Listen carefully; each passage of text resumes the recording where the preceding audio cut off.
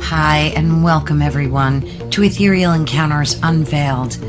Today we are broadcasting live on the United Public Radio Network and the UFO Paranormal Radio Network, 105.3 on the Gulf Coast and 107.7 FM in beautiful New Orleans.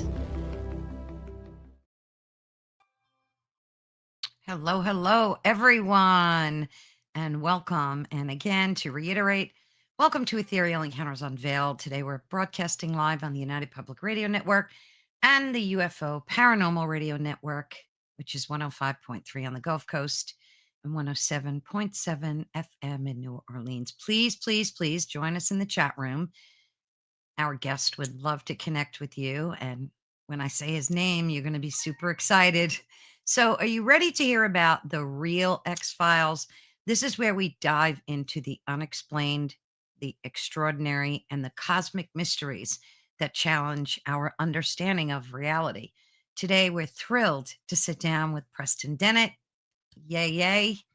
He is the author of many books, including Humanoids and High Strangeness, to unveil the chilling, awe-inspiring world of close encounters with humanoid beings, from bizarre alien visitations to mind-bending phenomenon that defy logic. Preston's research takes us to the edge of the unknown. So buckle up.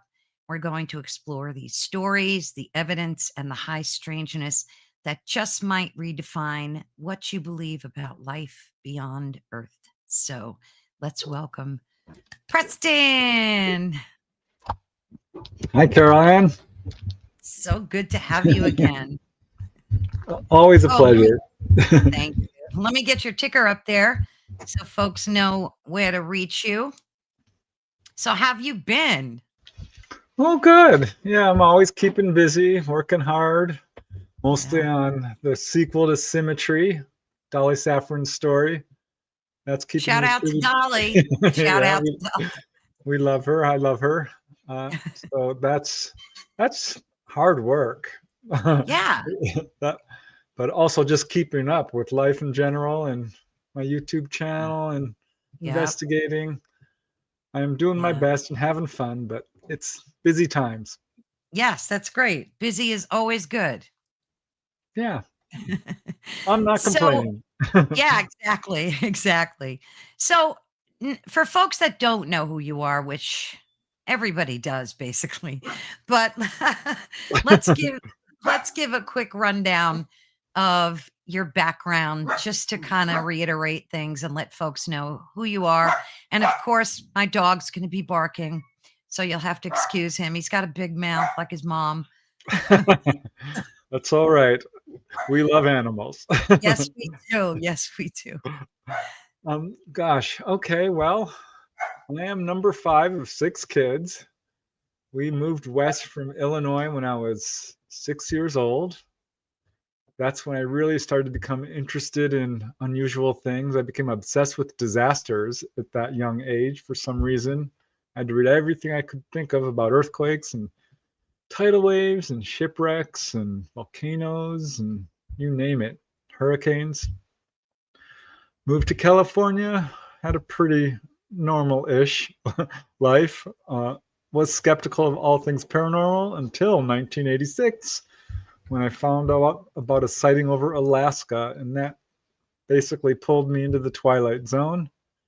Found out that a lot of people I knew were having major encounters, not just little old sightings, but full on being taken on board or near-death experiences, ghostly encounters, the whole deal. Changed my life. Within a year, I had joined MUFON, Mutual UFO Network, became a field investigator, and bit by bit, it just took over my life, mostly UFOs. I wrote articles for 10 years, going on the radio, a few times on TV. And after about 30 articles, I put out my first book, which was UFO Healings. That was in 1996. And been putting out about a book per year on the average, with breaks in between, and sometimes a couple of books per year. 32 books now. Wow. Three in the works. That's the quick rundown. That's phenomenal. That's phenomenal. Well, you've got a lot of your fans here, so let's say hello. Shelly wants to say hello, Hi, Shelley. and Abraxas and Auntie Denise. And who else do we have? Fox Mulder. Wow. Hey, truth is out there. Truth is out there. Becky. Hello, hello. Ah, did anyone know that Preston, I believe, met Mama, the ET, and his astral travel?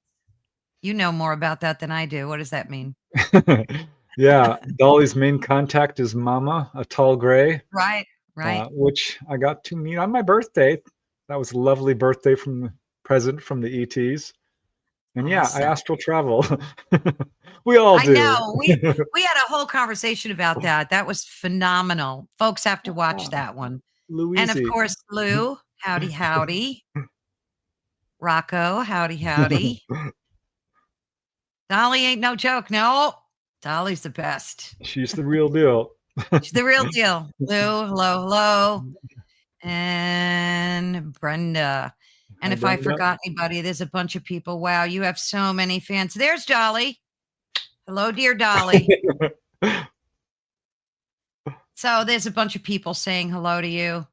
Yay. And of course, yeah. And if they have any questions along the way. So I want to jump out of the gate and ask you what you thought. We're going to talk about your book, of course, which I read and I loved. Yay. Um um the last hearing that Congress had, and they showed that video of the Hellfire missile hitting the UFO, and then there were these three pieces of like debris or something. Like it looked like it spun off course a little bit, and then it went right back to its trajectory. But what did you think of that whole thing? We always get these like Pong videos. There's never anything. It's like a Pong game, it's crazy. I like the way you put, initially it looked impressive, but from what I've been hearing that was not even a UFO. A Oh, no way. military drone or balloon or something along these lines. So I don't know. I think there's been some backtracking on the government side with that. I'm no photo expert. It's hard for me to comment on it. I did enjoy the hearing. I thought it was really interesting, Yeah, it was particularly, decent. yeah. What's his name? Dylan Borland. Yeah, My heart kind of went out to him because he was very emotionally describing how he got some real repercussions from coming yeah, forward with what he knows, yeah. losing his security clearance and employment and so forth, which shouldn't happen. No. Whistleblowers, in my opinion, should be protected. It was a lot of talk, really, and not a whole lot of action. So I enjoyed what the government guy, Mr. Burleson, said. Like, we're Mm-hmm. still talking. Why are we talking? Let's get action. That's kind of where I'm at. It's Yeah, like, let's pass some laws. Let's do something to dismantle this cover up. But it's tough. yeah. It's interest in this subject. That's really good news. I love seeing it, on the front lines because we've had nothing like that for decades and decades. Nothing at all. So Yeah, that is it's encouraging. baby steps, it seems. It seems like it's baby steps, but it's at least, it's moving forward. And I'm just like amazed because if that was really a Hellfire missile, I mean, that thing would knock the socks off anything. So if it was a Um, drone, it had to be some hell of a drone. Yeah, I don't know. Again, it's hard for me to comment on it, but that's what I've heard. Maybe it was a glancing blow. I just don't trust the government folks. Yeah, And I I think don't either. they've got good reason for it because their history on this subject is not good. In fact, it's No, terrible. it It's is. really bad. So It I don't is. really want, I've said this before, but until and unless they admit to the truth of Roswell, pretty simple. Why should I believe you? Yeah, Tell us that about the Malmstrom incident. The right. Capitol flyover in 1954, or was it 52? Yeah, Mm, or the Eisenhower meeting in 54. We know that they filmed that. We know that took place. There's a mm, lot of really good reporting on that. yeah. These craft landed. ETs got out. Show us that. You've got the film. then we'll talk. But now I'm just beyond exhausted with it. Yeah, everyone is, I think. And like I said, we get these terrible videos. Yeah, I It wish it I'd it pong. Yep. it is, it's like a game of Pong. That's what it reminds me of, like, when computers first came out, you get that bouncing ball, and you just have to hit it with your paddle. It looks exactly like that. It's well, kinda, it's just ridiculous. I Yeah. mean, Well, it was a good hearing, though, o overall, but yeah. Dolly mentioned something to me that really struck home, is that all these fighter cr- craft, fighter jets, have cameras all over them, up, down, sideways. sure. And we know that there's been thousands upon thousands of real close-up sightings with these craft. We haven't Yeah. seen one of those, gun camera No, footage.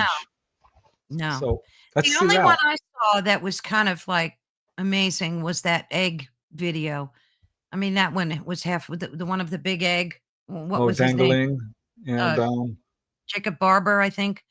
Yeah, I think he was the one that shot that or got the video of it. I mean, that was kind of impressive, but who knows what that was too. I mean, we're just so in the dark with disclosure, and it's so frustrating. yeah, we know they've got footage which would be absolutely conclusive, because that wasn't. It could have been anything. But if they were to show the footage of an object hovering, moving along with a plane, zipping up in the sky, doing circles around it, because we know they've done that. Show us that. Yeah, I'd Yeah. like to I see mean, it. you've got Billy Meyer videos and photographs, but so many people seem to discount that as a reality. I'm a believer. I personally believe that stuff was legit. I think a guy with one arm would find it very difficult to dangle a UFO near a tree or, take video, which I've seen many of them. I don't know. I just personally believe that he's legit. But other than his videos and images, there's nothing really that clear out there. Yeah, there's a piece of Billy Meyer footage that if you can get your hands on it, it shows a blue sky, and then you see these craft slowly, slowly, slowly coming in, and they're for real. And there's 3 or 4 of them, which would be Yeah. really hard to do. They're wavering, they're doing the motions we Yeah. see. Uh, I think he probably is legit. Not to say that there isn't huge problems with this case, Yeah, there because are some. There some are some. photographs were clearly, gosh, hoaxed. Uh, so that's a shame. We see that with a number of cases. I'm not sure why that would he would do that, or if he even did that. Yeah, I mean, it could have But been the people that, he collaborated with too. You don't really know, but yeah, I I've don't got know. all I the just books on the case. And, yeah. if you see behind me, there's, I don't know, 8 or 9 books on the Billy Meyer case that I have. I know there's more. Uh, yeah, I think he's a genuine contactee. Yeah. He actually got a piece of metal from the ETs, he delivered to a scientist, Marcel Vogel, uh, Mhm. who studied it and said, "Yeah, this is very unusual. It had a crystalline structure, elements Yeah. from Earth as we would think of it, but elements are the same all over the universe." So Yeah. that doesn't really say anything. But the way it was put together was very unusual, and the purity of it. Uh, Yeah. so, Yeah, there's a lot of proof, regarding I interview Michael Horn a lot, and we talk about Billy a great deal, and I don't know, he said he authenticated all of the photos, but there were a few questionable ones that people oh, for said sure. I mean, yeah, absolutely, 100%. There's some problems with the case. Uh, yeah, which is a but shame. yeah, I don't know. Like I said, I think he's a legit contactee. There's a lot of contactees out there. Oh, Travis yeah, Walton, and Whitley Strieber, and Betty Andreasen, and Betty and Barney Hill, and we can go on and on. There's probably 100,000 people who come forward at some point. It's at least in the 10,000s in terms of direct contactees. yeah, I had Joe on Maltaldo, the owner of this network, and he said, he has iCar and they document all these cases of abductions and whatnot. And he was talking about a lot of them, and he's got thousands of his own. I forget the exact number, but he's got an abundance of them, of documented, abductions as he calls them. But um, Yeah, I call them contactees. onboard encounters. Yeah, encounters. That's what Yeah, I, because some people are like, "Don't use that word." Dolly exactly. hates We it, talked and about that. Yeah, I don't think we it's talked about that. accurate. Yeah, no, no, no. Some of the stories were fascinating too, and interestingly, he said the majority of men are contactees. Not, I mean, there are women, of course, too. But did you find that to be true? That the No. majority were men? Because he claimed that, Joe. Um, it's funny because David Jacobs says it's mostly women, Oh, and I did. jeez. So I said, "Okay, what's going on here?" And I examined every single case I had, evenly divided, 50-50, men and Oh, it women. is 50-50. Yeah, which would make sense. In fact, I looked for all kinds of patterns because people say, "Oh, only people with Rh negative." Not Yeah, true. he said that too. The 60 something percent, I think. Or so that's not It's true higher either. than normal, but not true. I had someone tell me only white people get taken. I'm like, no, Oh, no, jeez. no, no. That's not true either. I've interviewed people of every ethnicity, Of course. pretty much. I mean, Of Pacific course. Islander, yep. Asian, yep. Yeah, of Latino, course. yes. You name it. Yeah, Yeah, Mexico too has a huge amount of people that, I read about that have been in contact or yeah. taken There are or a few however you want. patterns. One pattern for sure is if it's in your family, you're much more likely to be a contactee. It's generational. Right, he did mention Um, that, and we've and talked about that as well, yeah. yeah, that it's Another mostly pattern generation. is psychic ability. We see a Yeah, contactees almost always reporting a wide variety of paranormal and psychic phenomena. And one yeah, other pattern, which I think is worth repeating, because it's very cool actually and encouraging, is that people who are contactees, and this isn't a hard and fast rule, but often these are really good people, very intelligent, who do good work for humanity. And by that I mean, doctors and nurses and yeah, teachers and writers and artists, musicians, social workers, environmentalists, healers. People, this might be something as simple as raising kids, but generally yeah, speaking, people who are, good people trying hard to do the right thing. right, yeah, Often overachievers. It's funny because people will tell me, "Oh, I've got 3 degrees." I'm like, "Wow, it's amazing. yeah. I have one." So, so What's your background again in your studies? Was it not journalism? I know I asked you once. What was yeah, it? I majored Was in it English with a narrative right, I writing thought option, but I will say that technically wasn't a minor, but I did minor in science. I took a lot of mm, anthropology classes, philosophy, biology, uh, astronomy, meteorology, and which was all kind of coincidental in a weird way because I really yeah, wasn't doing that for UFOs, though the whole UFO thing came about when I was in college, so it worked out. So, yeah, science is definitely my background. yeah, it's interesting how life leads you a certain way. I think you started in what, 1986 after discovering that we talked about this before in the past, that your friends and family had like dramatic encounters and that shifted, and piqued your interest. Um Yeah, when you 21 wrote years this, old. Whew, I yeah, was you were I was baby. young. Yeah. Yeah. So this book, which of course we'll have the link to, um, it was fascinating. There was so many, and of course it's called Close Encounters, Unveiled Inside Humanoids and High Strangeness, right? Right. So you feature 20 new and unpublished accounts, right? Is this like a redo or like a second edition, or was that the original? Did you add Um, stories? Because I know you do that occasionally. um, all the books I've written about contactees are 100% original, all new stories. Yeah, Um, some like Schoolyard UFO Encounters, that's different. That's drawn from a very wide number of sources, which do involve some cases we all know about, like the Rua Zimbabwe case. But no, Humanoids and High Strangeness is 100% cases that I interviewed the witnesses personally. coming from all over the world. I mean, Australia and Europe and England and South America and Canada and Wow. mostly United Now, States. But were a lot of those stories that came to you, or did you go out and find them? Like, I would imagine that would be such a difficult process to do. How'd you collect them? How'd you find out about them? yeah, in various ways, they mostly come to me. At this point, I do have a website and all these books and appearing on TV and radio and podcasts like yours. And so I do get a lot of people contacting me. I would say almost all of these were brought to me that way. I mean, one Yeah. was a gentleman who's like, my father had an encounter. I really wanted you to talk to him. I finally convinced him to talk to you.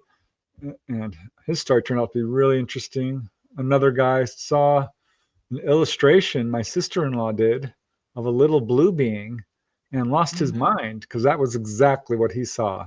This little Wow. troll-like blue being, like the one in Communion, if you Yeah, remember. yeah. Um, he's like, that's exactly what it looked like. I saw those when I was a kid. And so he came to me that way. One guy heard me on Simon Bones' podcast in England. And he's like, oh, I got to call this guy because he's talking about this subject and I really want to share my story. So, yeah, various ways. Some people see a YouTube video I did, uh, Right. and some are just basically word of mouth by, a friend of a friend uh, refers them to me. So really all different kinds of ways. I didn't really seek these people out. I have occasionally done that, like when I did UFO healings. Yeah, There were that some was people such a good book. I think one of my most important books because it I really love that book. absolutely cements in Yeah, stone that yeah, healing is a huge part of yeah. this phenomenon. There was one guy who I read his account online. He had been healed of prostate problems. Wow. Dudley, Doctor, gosh, what is his name? Um, at any rate, I reached out to him. He didn't want to do an interview, but I finally convinced him. Good. So, So um, out of all the stories, what were there? 20, I think. And how many are in there? 20. yep. Um, what's the most like surprising or compelling story in the book to you that you really like hit your heartstrings and you just like blew you away? Oh gosh, Carolyn, that's so hard to choose. I think probably the first chapter, um, the mother and son aboard a UFO, is what I called it because this one did really tug at my heartstrings, and I got to speak with both the mother and the son who had this incredible experience, and it's just so profound because Mm, at age 7, his name was Richard Simon, suddenly develops insomnia and mm, anxiety for no darn reason. 7 years old, he can't fall asleep anymore. That's and he lived with this throughout his teenage years, all the way up to adulthood, and nobody could figure it out. He was a good student. He had a great family, older brothers. You know, there was no reason for this. And then his mother, Ines, one day, he's like 21 years old. He did have a missing time encounter at age 18. He saw a UFO, and suddenly it's 3 a.m., right? So there was some clue, but he wasn't putting it together. But he's 21 years old. His mom is a chain smoker, and kind of so is he. At any rate, she says, I'm quitting smoking. I found this hypnotist, Retha Martin is her name. She's for real. She's legit. I'm going to go quit smoking. You mm, should come with me and she'll fix your insomnia. And he's like, no, I'm not doing that. Hypnotist. I don't trust them. She's like, no, no, this lady is for real. I looked her up. She is for real. She's very respected in this field. So finally, he relented and said, fine. Because she says, I'll pay for it even. It's like, okay, if you're going to pay it, let's go. So they got appointments back to back, right? She goes in first, and he's in the waiting room. He hears her crying through the walls. He's like, oh, this is not good. I thought she was quitting smoking. What's going on? She comes out after an hour, all teary eyed, and the doctor is with her. And he's like, Mom, what's wrong? And he's looking at the doctor, and she's like, don't worry, I'll tell you later. It's your turn. You go inside. And so he does and talks to the doctor. And she's like, why do you have insomnia? She's like, I don't know. I just have to lock all the doors when I go to bed each night. I've got a fear of intruders. And she asked all the questions you would ask, was there a good family life and any abuse and so forth. He's like, no, everything's fine. She's like, okay, well, let's try hypnosis. Puts him into a trance. It takes 20 minutes. And under trance asks him, why do you have insomnia?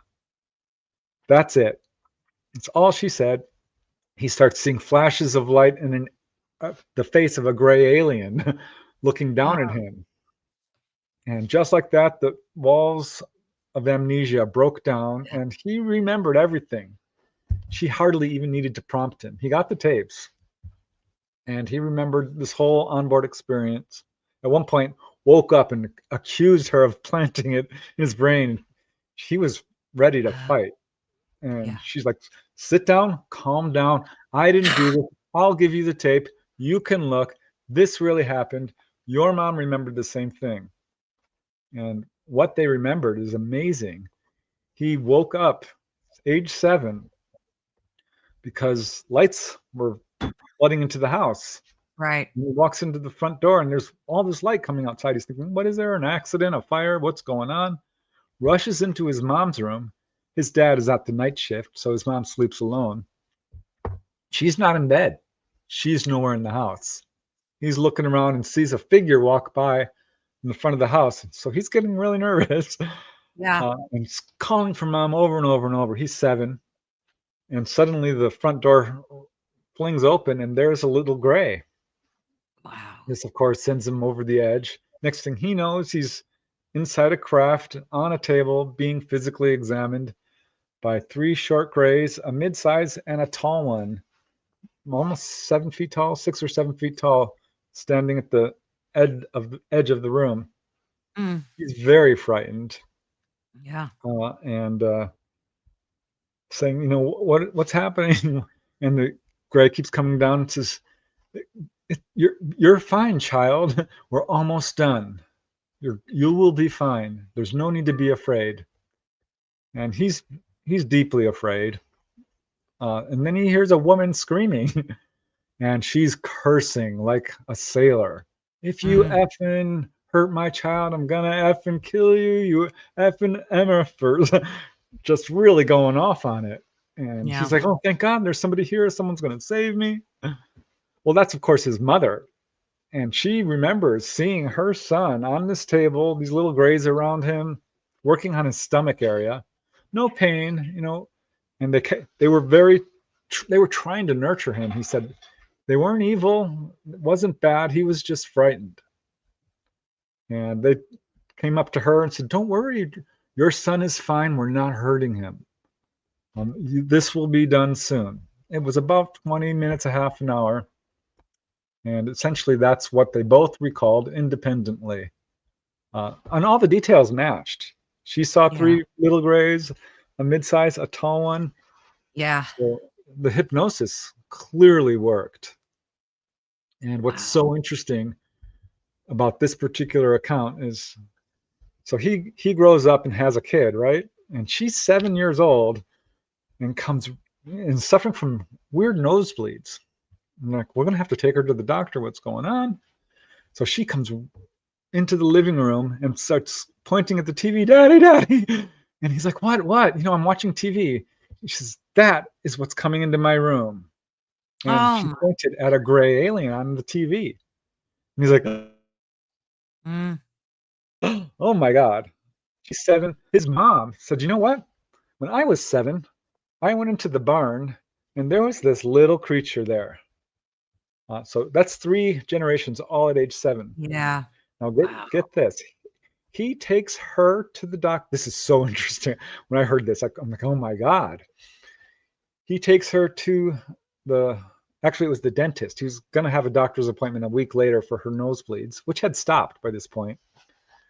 But goes to the dentist, and the dentist is upset. He shows this x-ray to him and says, you told me your daughter had never had surgery.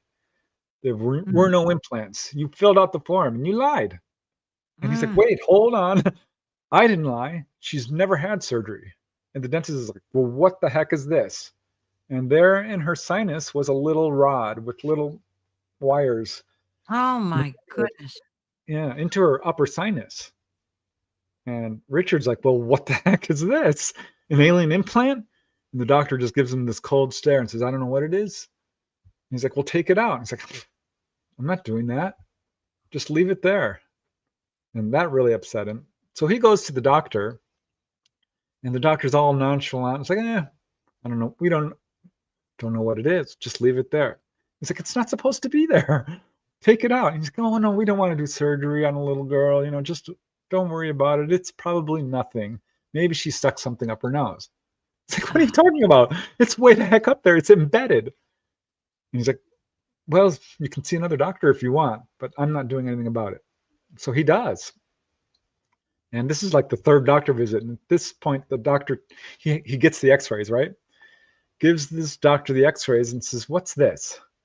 And the doctor takes a quick look at it, looks back up at him, gets up, closes the door to his office, sits down on his desk, and says, "If you tell anyone I told you this, I will deny it."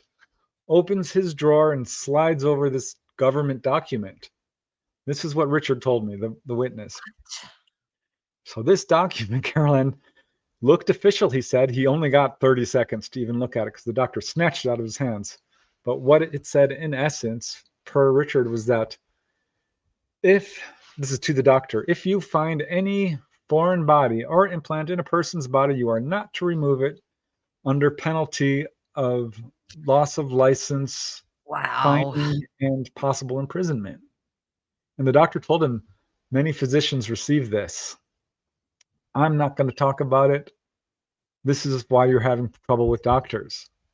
That rang a bell for me because I talked to a guy who had an implant in his arm, went to the doctor, got it x-rayed. He says, "Give me those x-rays." The doctor's like, "I can't do that. These belong to the." He's like, "No, no, no. I have a right to my medical records," which you Mhm. do, by the Sure. way.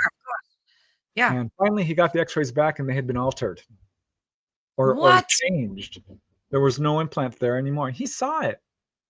I know I talked to another lady.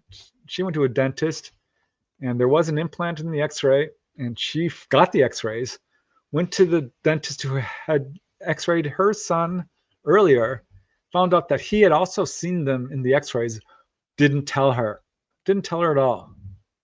So some of these doctors are not cooperative. Perhaps that's why.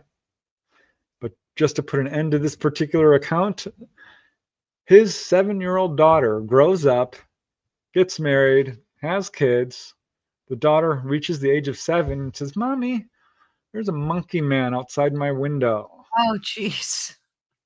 So she calls up her dad and says, "Can you talk to your granddaughter? Because you had this experience." And so he does. And he's very gentle and objective about it. Says, "Just tell me, what happened." He says, "Well, this monkey man is coming into my room," is what she's told him. "And he's got no hair." I'm like, "Oh, God." So that's 4 generations, Caroline, all at Wow. age 7 having contact. Excuse So me. bless you. Thank you. That was just really touching to me. Yeah, that geez, I could see where that would be. One thing I don't understand though, um, is why do they keep examining people? If they're doing this for decades, I mean, as far back as we've documented these types of contacts, right? Why do they still need to do these types of examinations? You would think they would have all the information that they need. Like, what do you think the reason is for Um, that they're still doing them? it's a health checkup. It's monitoring a person's health. It's Oh, making sure that everything's okay. It's not like a weird experiment or anything, or where they're trying to gain knowledge that they don't already have, other than the health status of a person. I'm convinced this is why people are being pulled on board. That's basically one of the main reasons is a health so it's for examination. their benefit. They're like a health check for them. But yet all Yeah, of them are not being healed. Some of them are, as you documented, but yeah, not all of them are being healed of their ailments. I mean, right. how does that work? Well, you're asking me to speculate a little bit because I don't Yeah, know exactly why, but from what I understand, because people have asked this, why don't you heal me? exactly. And they say, well, we can't. The illness you are experiencing is actually karmic, or the injury. You Oh, have oh, chosen this to learn a lesson, which is a hard thing for somebody to hear. But it there's is. some indications of this. But That's that makes sense when you look at something like soul contracts, right? So, you come here to experience. That makes so much sense to me. And that's just part of your like karmic journey, I Yeah, guess. the And they ETs don't will want to intervene to a interfere. certain extent, but they can't, change a person's life path. We're autonomous beings who've made a choice. And Mm, so if we made a foolish choice and which allowed us to become ill or injured, sometimes we have to learn from that. Uh, but yeah, they do absolutely heal people, and I think it's a lot more common because people might say, "I didn't get a healing." Oh, yes, you did. You just mm. didn't know you were sick because people have Oh, asked that exactly, like, "What are you yeah, doing?" "Oh, yeah. well, you've got a tumor." It's like, I'm not showing this. I interviewed a guy. I said, "What are you doing?" He said, "Well, you've got a tumor in your brain and we need to take it out." He's like, "I'm not sick. I don't have any problems." I said, "You will. If we don't do this, you will get sick." So there's, I think, a lot more healing going on because, again, they're not asking for an insurance card or money or compliments or anything. They're just getting their work done. And not, especially if a person is in any kind of fear, they're not probably going to get the information. They're not communicating as much as a Correct. two-way street. But Gosh, that makes so much sense. Yeah, Edith Fiore in her work found 50% of cases involve healing. That's a lot. That is a That, lot. that's what the free survey found. MUFON found about 10%. In my own research, it's closer to 20 to 25, maybe 30%. So it's certainly a consistent feature, but there's many reasons people are taken on board. Some are simply for guidance, to give them information about their personal lives. One lady I interviewed, she was told, "Oh, well, you're going to have some changes in your life. This boyfriend is not right for you. You're going to Yeah. get a raise at work." Um, these kind of things about their personal life or about the world in general. You know, you're on the wrong path towards nuclear proliferation. This is going to be the end of the human race if you don't change things. War Yeah. is a problem. You need to do your part to stop the violence humans are perpetrating on each other. Yeah. These are often little kids, like, what do you expect me to do? But if they tell enough people, what it does is, the 100th monkey effect. If enough people say, you know what, war is stupid, let's stop, it can have an effect. So I think that's what they're trying to do is, just alert everybody they can about Yeah. what's going on with us on our planet. But there's many reasons people are taken on board. Yeah. And many of us want to have that experience and don't get it. Yeah, Uh, yeah. I mean, I could use a few healings here and there. Trust me. And I wrote the that's book on it. right, exactly. It's like, what the Well, yeah, heck? but you've already had your encounters. You've had some awesome encounters. So, Yeah, but still, I think yeah. uh, Earth life on Earth is not easy, and there's not a No. person on this planet, almost without exception, who hasn't gone through injuries and illness. Oh, not only You know? physical stuff, but what about mental, illnesses I mean, it's just I don't know. It's perplexing, but I like that answer that you gave as part of their karmic journey. That makes like more sense to me. So Yeah, and thank you now for I'm that. not going to say that that's true in every case It either. makes sense. It does make sense. At least it gave me a good footing on not being able to I understand just that. mentioned it because people have ETs have used that word karma in a dozen cases that I've heard of which was interesting to me because I always thought of karma as kind of a human concept, but Yeah. it makes sense that it would be universal or cosmic, Oh, whatever you want to absolutely. call it, galactic. Yeah, I Um, mean, it's basically the law of cause and effect if you think about it, right? It's yeah, kinda like the same thing, so but yeah. So your book showcases these incredible, like, diverse entities. You've got grays, mantids, reptilians, you've got tall whites, hybrids, and even hairy dwarfs, right? So what type of humanoid did you find, like, the most enigmatic? In the book? Like, what was the most compelling to you? oh gosh, there was a few weird ones. I think one of the ones that really struck me was a gentleman who his name is Galen Sharp, who described what we would call the little people, an elf. Uh, and finally, he agreed to an interview. That was another tough nut to crack. uh, and it took me, several requests, but such an interesting story.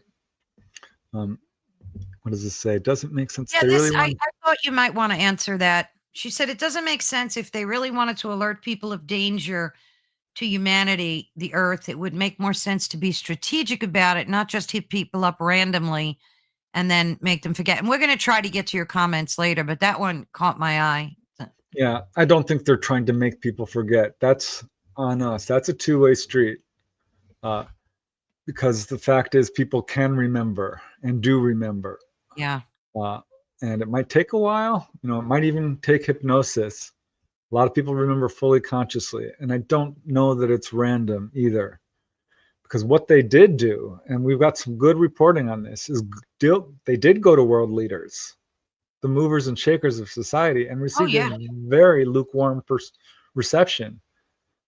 Basically told world leaders, you need to stop nuclear proliferation. This is Mhm. ridiculous. You're on a pathway to self destruction. What did we do? Built more nuclear bombs. Yeah, They don't want to hear it. Our leaders don't want to hear this. So, knowing that this is urgent for all humanity, they decided to do a grassroots campaign. It's clearly what's happening. And I'm not speculating here because when the nuclear age hit, 1947, is when the modern age of UFOs began. yeah, 1950s is when people started getting taken on board in large numbers and given this message, whether it's grays or tall whites or mantids or human looking, it's the same message. And as far as the amnesia surrounding encounters, it is a problem. And you will see that people who have encounters that react with a lot of fear, and I'm not blaming you because it's a very scary experience. Don't get me wrong here. Uh, I understand, when people are like, this is scary. Yeah, it's very scary. We're trained to fear. There's a lot of fear surrounding this subject, fear of mhm, unknown. It's why I do this research to turn the unknown into the known, because knowledge will replace fear. If we know what's going right. to happen, we'll probably be largely okay with it. So, no, I don't think it's random. I don't think they're trying to make people forget. I think they're trying to alert as many people as possible because this will get the message across. And to some degree, it's working. There's been a very strong environmental movement, very strong anti-nuclear movement. Yeah. So we're making progress. But yeah, that's an important question. I'm glad you stuck it up there. So, but as I So was you were saying, talking about humanoids? Like what? yeah, this one this case is so unusual. This guy Galen Sharp, a terrific artist. He's actually an author. He's written all these amazing books. At any rate, he was like 5 years old, I think 4 years old. This was back in 1945 in Englewood, Colorado. He's in the living room of his home, and this elf walks in. I'm like, elf? What do you mean? He's like, well, it was about my height, a little taller. It had brown jacket, a little vest, trousers, boots. It was bald. It had large round eyes, a little turned up nose, and introduced its name. He won't tell me its name. He says that's personal. I'm like, okay. I tried, but I pressed, but he's like, no, no, no.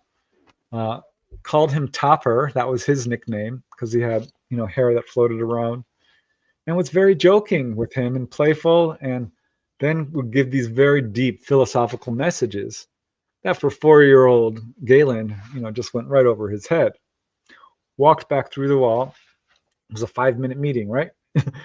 Rushes to his mom and says, "Mom, I saw this little man." And she's like, "Oh, how cute. You have an imaginary friend." Yeah. And he's like, "What?" No, no, no. Could not convince her. This little guy came again and again, 3, 4 more times. And it was always the same thing. Never touched him. He never touched the elf. The elf never touched him. Always wore the same clothes. Always gave these really deep philosophical messages. One of the last visits, and it was every 3, 5 weeks over this summer. This was in 1945. One time he's outside and they appear and there's two of them. He's one slightly taller than the other. One picked up a water jug and balanced it on its head. They were very playful and always making him laugh. Uh, he had a good childhood. He's got siblings. He's got friends. Has no need for an imaginary friend. Wasn't Yeah. lonely. He insists this was real. They left shadows on the ground. This was real. And the last visit was really poignant because his parents are like, "We're moving. We're going to be moving in 3 weeks or whatever." And he's like, "Oh no, I need to tell my little friend." And his friend arrives. He says, "Oh no, I'm moving. Can you come with us?" And for the first time, this little elf gets solemn. He's not happy. He says, "Oh no, we can't go with you. We have to stay here at this spot. We cannot Oh, leave this spot." And that was the last, of course, he ever saw them. He had to leave. But he grew up, he saw a few UFOs. He ended up writing books about philosophy, and dualism and really deep books. wow. That's not a coincidence. I mean, if they Right. were telling him all this deep philosophical stuff, it probably stayed with him, right? I Yeah. mean, Because I even asked though him, he didn't understand it. yeah, I'm like, "Well, what did they tell you?" He's like, I don't remember to this day. And then he starts telling me about his books. I'm like, "Dude, you remember." He's like, Yeah. "Well, yeah, I think this is probably what they were talking about." Yeah. But I kind of dove deep on this with him. I'm like, could these have been screen memories? Because I've talked Mhm. to people who've seen what they thought were clowns or superheroes or teddy bears or, I mean, you name it, cowboys, Sure. Yeah. Santa Claus, even. He's like, "No, no, no. I've never been on board a craft. I've never been physically examined. This wasn't the least bit scary. They didn't have large wraparound eyes. Uh, they talked. It was out loud, wasn't telepathic." Mhm. So he's like, "No, I don't think this was ET." And Yeah. it's funny, Caroline, because I put this up in a video and the response was tremendous. People are like, "Oh my God, I'm so glad you talked about this." Because I found other cases. I always thought little people were from the 1800s or the Middle Ages. I was wrong. You know, I'm glad you know, met this guy because to this day, people are seeing little elves and gnomes. Oh, yeah. Definitely. And I've even heard of them like a few inches big. Like, Yeah. there are videos of them scurrying across rooms, and they're not a foot tall. Yeah, the literature on this is unbelievably voluminous. One guy told a story. This one stuck with me just because it had this detail to it, where the kid woke up and there's this little elf-like being next to his bed, holding up his Matchbox car and examining it, and realizes the kid is awake and looking at him, gets scared, runs through the wall with this Matchbox car in his hand. But as soon as the Matchbox car hits the wall, it goes bam and falls to the floor and spins around and stops. Wow. So there's something. I think these guys are interdimensional to a degree that, I mean, they're Yeah. clearly physical. They're leaving footprints, but they Right. can disappear. I want to know who's making their little clothes. Who's making their shoes? That's Because there's funny. buttons and stuff. Yeah, There's got to be a little elf shop like Santa. there is. It's like the Keebler, they're inside of a tree somewhere. I There don't was know. one who's smoking a pipe. I'm like, "Oh my God." Where'd you get the Okay. pipe?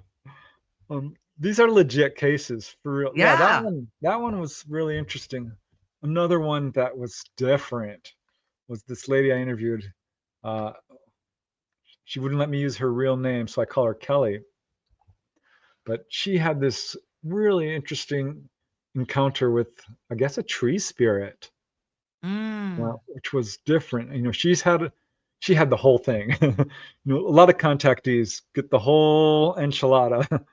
Wow. Dreams that come true, OBEs, Sasquatch, all of this stuff. And she's like that.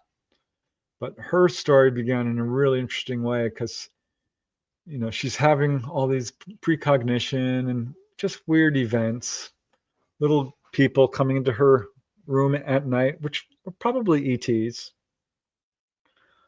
ghostly encounters. But then starts having this one dream over and over and over again, that she's being chased down by a horde of angry people, Mm. little, kids. And Yeah. she's concerned. She's like, Mom, I'm having this dream. She's like, is everything going good at school? And Kelly's like, yeah, everything's fine. Well, one day she's walking to school and her best friend, for some stupid reason, picks up a rock and throws it, and it hits another girl who turns out to be the school bully. Ah. And her friend quickly hides behind Kelly, so Kelly gets blamed for it. And the bully's like, I'm gonna get you. And a couple of days later, sure enough, Kelly's walking home, and there's the school bully surrounded by her minions, and there's a crowd of kids, and poor Kelly ends up getting beat up by this bully to Oh. within an inch of her life and Oh. had to be hospitalized.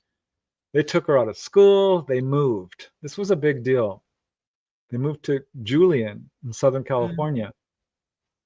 If you've been to Julian, it's a beautiful town surrounded by forested mountains and streams. It's beautiful.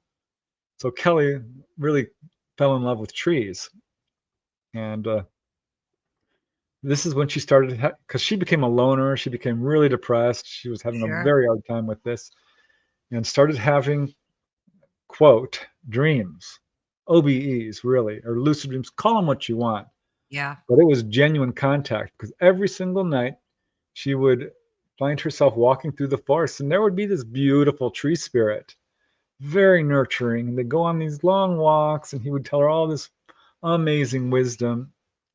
And then she'd wake up and could never remember what the conversation was or what he looked like. Mm. And it happened every single night for the whole summer. And then one day, she's out there having her, dream walk, whatever you want to call it. And this tree spirit said, "This is the last time. I cannot visit you anymore. You're healed. You're fine. You're gonna be okay." And she's like, "No, no, you can't leave me. Don't leave me." And he's like, "No, this is the last time." And she woke up crying, and that was the last time. Wow. So this was a real entity. Sure. And so, if I can continue with her story, because it gets even more interesting. This Oh, is go just, right ahead. oh, it's just so amazing. She's still getting visited by little people. She goes to a Native American reservation and falls in love with a boy and lives with his family on a Native American reservation. And they're all about, you know, omens and owls and stuff. They don't like owls. They don't? No, owls are bad omens. And her whole family kept having these weird owl experiences. So she's pregnant. Little ETs show up, very interested in her pregnancy, and off they go. And her, she has a son. The son starts seeing the same little ETs. Once she's driving with her 3 kids now, and they stop in the road because there is a 4 to 5 foot tall owl. And I'm like, "What do you mean?" She's like, "Listen, it was 5 feet. I don't tell people that. I'll just tell them 4 feet because I don't like the way people look at me when I tell them this." I'm like, "Okay." She drove up to it and it wouldn't move. They're inching the car closer and closer and closer. The little kids are freaking out in the back. "Oh my God. Oh my God." And it's looking straight at them. This was unusual. If you've read, if you haven't interviewed Mike Cleland, you Mm. absolutely should. He wrote the book The Oh, Messengers, about owls and the connection with UFOs. because Willie Strieber talks about it. No, Contactors talk about it. I haven't interviewed him, but I've heard of that there's a connection. I Yeah, would love to get to yeah, interview. yeah. Get a hold of him. He's amazing. So at any rate, finally, she inches the car forward. Nick takes off. A weird owl story. Another story she had was like, oh my God, they were pretty poor. His dad was a teacher and his mom was an artist, so they didn't have a whole lot of money. Yeah. And she wanted long underwear because all her friends were riding in the forest. This is a cold area where there's snow. And she got a book on horses for Christmas. She was so upset. She wanted long underwear, like all her friends had. She didn't get it. So she was depressed and she went running off on her horse through the woods at random. And what does she see up ahead of her? Shining in the sunlight, angels practically singing, this beam of light coming down on it, is a perfectly new pair of long underwear Oh my hanging on a branch in the forest. And she walks up to it, not believing her eyes. And there's nobody around. She's thinking, is there somebody, walking without their underwear on here? No, this God. is there wasn't. So she took it and took it home. They call it the long underwear miracle in her I love that. family. And here's the end note. I mean, there's a lot to this story, but this one I have to tell you because she starts talking to the Native Americans about these little ETs coming to her room because she's starting to read about them. And she's like, oh my gosh, she can't see their faces well. And they're like, oh, we call those weeapoos. And she's like, Oh, weeapoos? They're like, oh, yeah. Yeah, they appear as how you want to see them. If you're not careful, they'll harass you. They're definitely interested in pregnant women. And they wouldn't talk about them to her. It was bad juju to yeah. talk about them. So she couldn't get much information. But on that, the Native American tribe that she was associated with, all Yeah. kinds of crazy experiences Yeah. happened. They have a lot of different, like, cryptoid things and Yeah, they're all different steeped in the types of paranormal. giant spiders and all sorts of creatures that they see, and Yeah, it's that so lady interesting. was so amazing. She wrote down her testimony for me. She's an excellent writer. I'm like, maybe you should just put this in a book. And she's like, no, you can have it. I'm like, well, can I interview you too? There's a few blanks here. So she allowed me to interview her as well. But yeah, I had out of body experiences and all kinds of stuff. So interesting. Yeah. That was an account that really was like, wow, this is different. Yeah. What about any lizard type encounters, like with lizard creatures or reptilians or anything like that? There was a couple. One comes to mind. This was like one of my favorite chapters in the book because this gentleman who did allow me to use his real name, Richard Barton, uh, was having these really interesting experiences.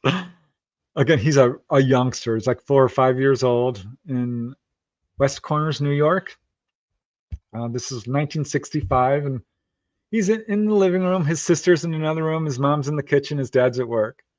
And he sees someone out of the corner of his eye in the window. Turns to look, and they drop down before he can look at them. Happens 3, 4, 5 times. He's thinking, oh, it's his friends. He's got friends down the street. They're playing a joke at him. Yeah. So he decides he's going to just wait there at the window and go at them, which he does because up pops this face. He's like doing this, and it's a gray. He's never seen a gray. He doesn't know what a gray looks like, but it's a gray wearing a red vest, he said, big wraparound eyes. He drew it. Here, actually, I have the image right here.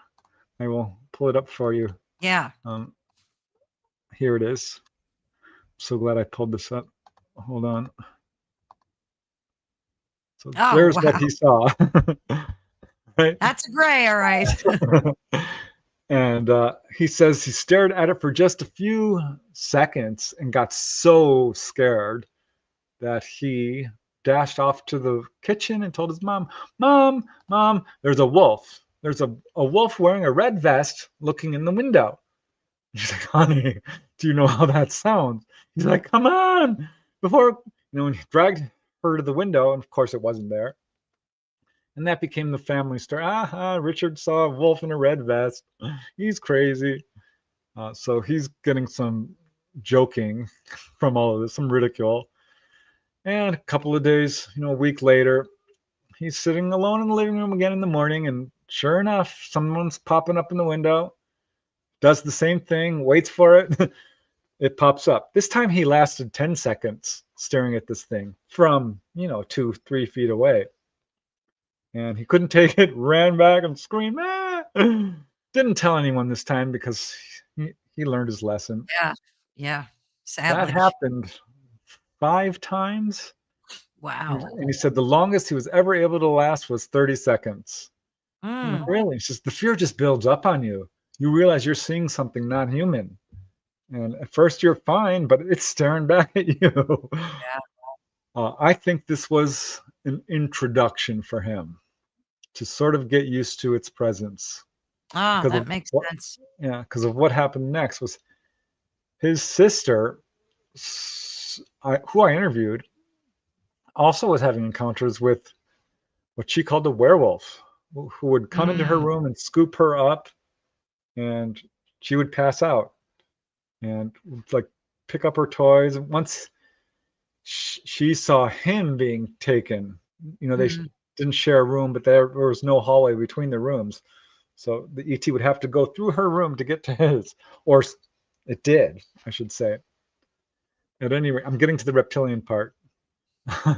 But there's this amazing thing that happened. He has eidetic memory, Mm. photographic memory. A lot of contactees do. Dolly Saffron, others have this weird photographic memory. Hypersthenesia, I think they call it, something like that.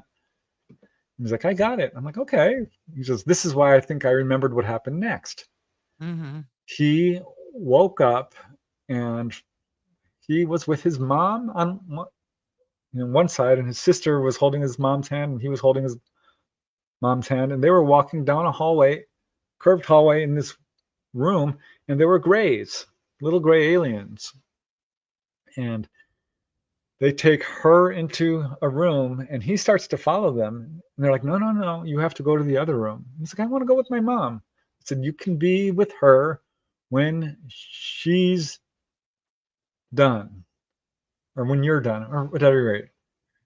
Yeah, when you're done, is what they said. This is important. You can be with her when you're done. So they take him into a room and they physically examine him. And he's like, oh, well, this isn't that bad. This is like a doctor's appointment. This is weird. They look weird, but it's not that bad. It Yeah. didn't hurt. It went on for like 20 minutes. They're talking to each other. They said, well, something's wrong. And he's like, oh, no. They said, but don't worry. It won't manifest until after he is able to breed or have kids. They're like, oh, huh. He remembers this, right? He's 5. And then they said, okay, you're done. He said, oh, take me to see my mom. And they said, no, we'll take you to her when she's done. So Mm. now he's mad because that's not what they told him. They said, when you're done, we'll take you to your mom. Now they're saying, well, when she's done. Yeah. So he's kind of talking back. I'm like, you're fine. We'll take her to her when she's done. And after like 10 minutes, and he's impatient. He doesn't know where he is. He's a little nervous. And these are, grays, and one Yeah. kind of almost human looking, a hybrid. So finally they take him to the other room, and there's his mom. His mom is absolutely out of it. And his sister's just crying. She's like 3. She doesn't Mm. remember this. And they're walking to another room. And he's like, Mom, Mom, Mom, Mom, trying to wake her up. Mom, Mom, this is amazing. Look, look, look. Finally, she turns to him and says, just do what they say and we'll be all right. And they go to this other room, and the floor turns transparent, and they can see down the pine trees down below. Next thing Mm. they know, they're being lowered down to the ground and walked towards their house. And that's all he remembers. Wakes up the next morning, much later than normal. He's an Mm-hmm. early riser. Jumps up and goes running into the kitchen like, Mom, Mom. He's thinking the FBI is going to be there, the police, all of this. Nobody remembered anything. Nobody Wow. remembered one bit of it. They grow up. Has another encounter with this human-looking ET in a park and has missing time. It's His story is amazing. So I talked to his sister because he said she had encounters as an adult too, Hmm. and she's like, she's super psychic. She was able to solve a murder because she's the victim talked to her like this person killed me and here's his name, and Oh, she didn't geez. want to go to the police, but he got caught. I looked this up. This was an Wow. actual case. And she's like, I don't ever want to deal with that again. It was too freaky, but really profoundly psychic in terms of mediumship. And she said, yeah, I did have an encounter and I didn't like it. I'm like, well, what happened? So these three reptilian beings came through my wall and they were the scariest looking things you've ever seen. Mm. And you're, you know, greenish skin, Yeah. scaly, Yeah. yellow eyes, vertical slits. And I'm like, well, what happened? She says, well, they didn't do anything. They just looked at me, but I felt the kind of fear I've never felt before in my life. Wow. And the kind of fear like I would be extinguished and they were trying to steal my soul, is how she put it. Which, fear will make you,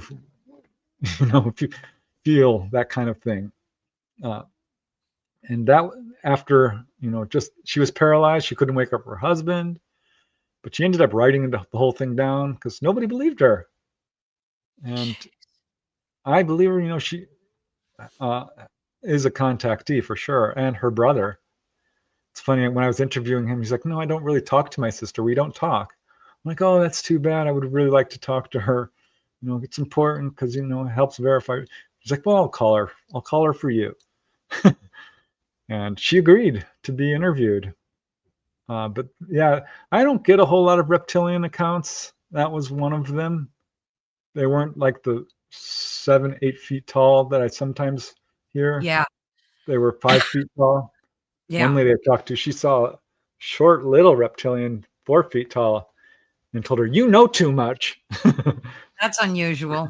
Usually Is what they're I told big. her. But yeah, all different types of humanoids people see. And reptilians is definitely one of them. I wonder if they're from our planet, honestly. I think they might be better termed crypto-terrestrials, honestly. Uh, Hard to say for sure, Yeah. because I do have a few accounts where there was no UFO involved. So, Yeah. You hear stories of them living deep in the earth, within the earth. yeah, And I've heard of them being sighted like in sewers and stuff, peeking through gratings. And who knows, they might be, from the planet, just living deep underneath. yep, yep. So Oh, weird. can I tell you another story? One of Oh, my go right favorite. This guy reached out to me after reading my book, UFO Healings, or The Healing Power of UFOs. And I was so glad he did because he is from Argentina, which is just cool to me. Like, wow, this is, I haven't interviewed someone directly from Argentina before. Another guy's from Peru in the book. But this guy is a legit guy because he is a pilot, a commercial pilot, Oh, wow. and a bank manager for Argentina's biggest bank, the national bank, a manager there. Uh, Really smart. I mean, this guy was so intelligent. He was using words I've never heard before. I'm like, what does that mean? What does this mean? Uh, really smart. And he heard about sightings in his area. Uh, I forget the name of the city. At any rate, it was a pretty major city in Argentina, and there was all these sightings going on. This is 2015 thereabout, so pretty recent. And he decides he's always wondered about UFOs from a scientific angle, like being a pilot, how do they cross interstellar distances and all this stuff, but not a contactee. Uh, so he decides he wants to make contact. So this is essentially a CE5, right? He's going out there to make contact. Goes out there with his flashlights and his binoculars and maps, and he's an astronomer. He's got multiple degrees, still going to school. Also, really into sports. He's very strong. He's got a family. He's a well-rounded guy. So he goes out to the mountains and it gets cloudy and he's really disappointed because nothing shows up. He's just, man, oh man, I wanted to see one. It's like a week later, maybe a month. It was just, a short time later. He wakes up to somebody calling his name, Hector, Hector. That's his name, Hector Mm. Sawiak. And it's in his head, telepathic. He sits up in bed and his wife's asleep. So he says, this is weird. Hector, Hector. So he doesn't know why he does this. He gets up and looks out the window. And as soon as he looks out, this blazing craft goes shooting across the sky. He says it was far faster than any plane, but definitely not a meteor because it took, a good 5-10 seconds to Sure. go across the sky. It wasn't coming down, it was parallel. He's a pilot, he knows this stuff. And he's like, this was not anything natural. He's like, wow, that's so cool. I did get to see one. I reached out to them and they responded. Just wait.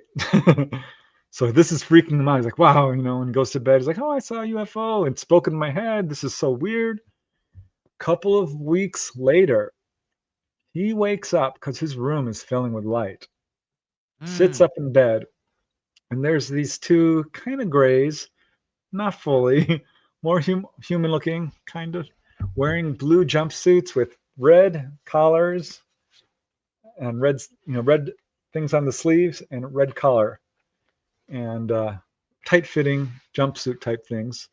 One is 5 feet tall, the other 6 feet tall.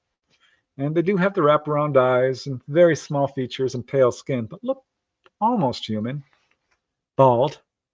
And one, I think it was this taller one, walks up to the side of his bed. He's an absolute terror, right? He's absolutely freaking out. And they said, there's no need to fear. We are here to help you. He says, at that point, he felt, quote, a love like never before. That's how he described it, which is so interesting because I've heard that exact phrase from, I don't Yeah. know, a half dozen contactees. A Yep. love like never before. All encompassing, like when a parent holds their child for the first time, when you get married, this sort of thing. An all Mm. encompassing, unconditional love. And at this point, tears are streaming down his face because he's like, this is unbelievable. This ET holds up a little brown triangular pill, actually large for a pill, right? Yeah. Like a vitamin looking thing, and puts it in his hand and tells him, you need to swallow this. This will help you. And he's like, okay. Swallows it. He says it was bitter. And they file out and he falls asleep. Pretty brief. He wakes up the next morning. He's a little nauseous, but he can feel the tears on his head. He's like, no, my God, this wasn't a dream. He remembers it. This was a fully conscious contact. And I'm like, were you sick? He's like, no, that's the weird thing. I'm not sick. I'm actually really physically fit. His wife and his kids are like, okay, dad. Whatever you say. They were supportive, but they were like really taken aback. Sure. Uh, and he doesn't know what that was about. But that's what you know, led him to my book because he does feel like this was a benevolent healing encounter in some way. And perhaps, yeah, this was one of those cases where he would have gotten sick. Hard to say for sure, Could be. Yeah. but it's certainly an interesting case because the guy is just so remarkable. Speaks English really well, and of course, Spanish. Uh, just That's the super second time accomplished. I heard of that deep love, overwhelming feeling. Jake Barber said that when he was retrieving, I think, that egg thing. He said, and he didn't know if that was um, like it given to him to calm him down or not make him feel anxiety. But he described it the same way that you just did, which I find very interesting. Like, I Yeah, wonder if they impose that on you or if that's a genuine thing. I would say it's genuine. Um, I do know that some people do feel this unnatural calmness. Like I wasn't scared, and I don't know why. And I think what they're doing is they're basically saying, "Listen, it's okay." They're Yeah. very powerful telepathic, and when they're communicating something, you receive it. And if they're communicating love, it's because that's what they're doing. Um, so I don't know. I had a really benevolent onboard encounter, and I felt that Yeah. same kind of unbelievable feeling of well-being. Didn't they Uh, give you something to drink too? yeah, they And did. you wanted more or something? You Yeah, what was that again? it was a little cup about yay big, glass, heavy glass tumbler filled with about a third of the way with this thick, almost syrupy, bright green liquid. And they hand it to me, and I'm like, "Oh, cool!" I always sniff, whatever Yeah, I yeah, eat or yeah. drink, and I took a little sip, and it was good. It was very subtle, lime, kiwi, and it was very subtle, sweet. And they started to take it back from me. I'm like, "Wait, you said I could have this. Can I have another Right. sip at least?" And they're like, "What? Okay, you sure?" I'm like, "Yeah." Because I wanted to memorize it, right? Because we're having an unusual experience. Of course. And I took another sip, and that's all I remembered. That it blacked me out. Uh, Wow. but yeah, I asked Dolly about that, and she's like, "Oh, well, that's kind of a nutritional medicine they give you. It helps against any radiation exposure you Ah, might be getting, gamma radiation." But yeah, it's funny because fairy food. People talk about that. Fairies will give you food sometime. oh, You're never yeah. supposed to eat it. You'll Right. end up in the fairy realm. I think a Yeah. lot of those early accounts of fairies were straight up, dead up ETs, Yeah. I, Could very and well have been. misinterpreted. But I think they're separate things. I think little people are not ETs as we would think of them. And ETs are definitely not little people. No, Yeah. they're separate It's things. so interesting. My grandmother was born in Limerick in Ireland, and she was always telling me these stories about little people and little, elves and fairies and I grew up with these stories of the banshee and the Cochabamba and the whole, and here I Yeah, am 5 and 6 years old and she's telling me these stories and they didn't really scare me. But I found them interesting and I wished that I was able to like know her because she had passed away so that I could dig deeper because she claimed to see these beings in Ireland. So maybe the fairies are from that region, or they could be ETs too. Who knows? Who knows? yeah. I, I think we're dealing with separate phenomena, but Yeah. whether how you interpret it, depends a lot on your belief system. Because back in the 1800s and before that, the idea of ETs wasn't really popularized. It was No. around a little bit, but if Yeah. you saw, a strange looking person, you were more than likely to identify it as either an angel or a little person. Yeah. Uh, and there are Well, some really important differences between the little people accounts absolutely. and the ET accounts and the angelic accounts. And I think it takes someone who's trained in these accounts to sort of help separate them. But some are, it's just not so easy. When a light being walks into your room and heals you, this could be an Yeah. angel. This could be an It ET. could be. It could very well be. And some of these little people, are wearing jumpsuits or something. I don't know. This could be a little person. This could be an ET. It's not always easy to tell. Yeah. And then you hear about, you have to be careful because a lot of them could be demonic tricksters and they could be appearing to you as a light entity and they're really demonic. And I don't like to think of it that way. I think you'd probably be able to sense if something was demonic. I mean, Yeah, 100. You hit it right on the head yeah, there, because yeah, demonic spirits do exist. I've interviewed yes, people who've had direct contact with them, and if you look in, traditional religious writings, there's always a flaw in every demonic being. yes, It will have something in the way it walks, or the way its eyes, or yes, something that gives it away. And I think, Yeah, I've yeah, they heard a are. lot of stories like that, that people will appear to them like grandfathers, but something was off. Something was off kilter, and the person was always able to tell. So, I think that what's interesting about that too, Preston? If you look at AI generated videos, it can't get the hands right. Did you Yeah. notice that? It's either got 6 fingers or 4 fingers, or like the rest of it is almost spot on.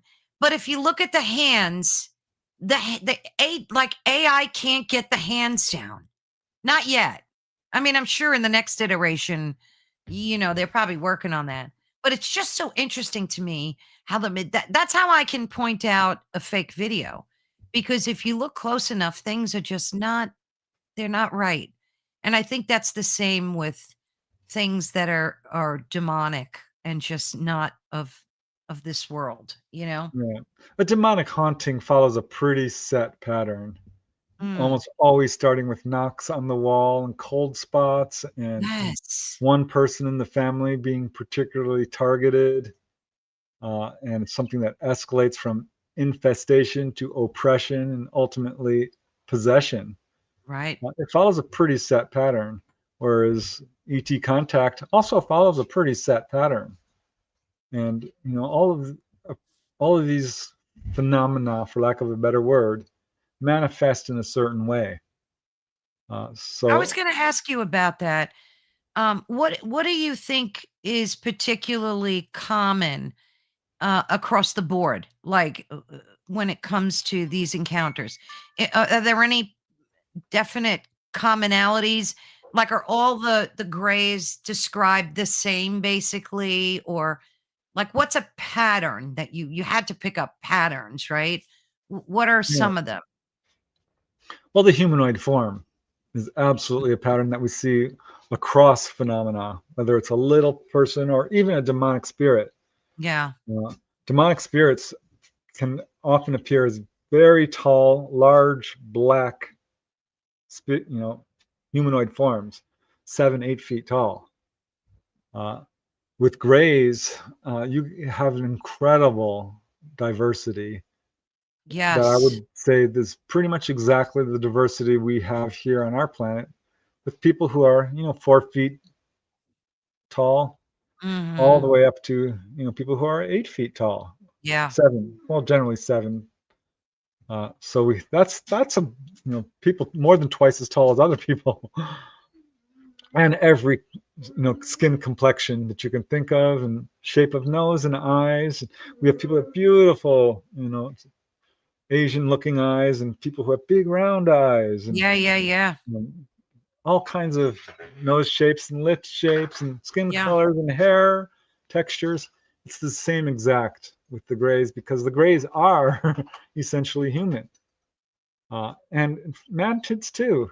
There's little mantid beings, all from 4 to 5 feet, all the way up to 6 or 7 is the most common reported, but 10, 12, 15. I've got 2 cases of mantids 15 feet tall.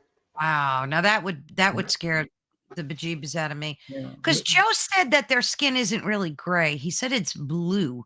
It's like a bluish color, and that's from something that they ingest. It's some kind of nutrient. I don't know how I true. wouldn't generalize, because I've Yeah. talked to people. It's like, well, they were actually had this kind of healthy human pink color. Others Yeah. like it was bone white, cadaverous white. It Wow. looked like paint. Others like it was your typical gray. So I'm like, well, it was dark gray.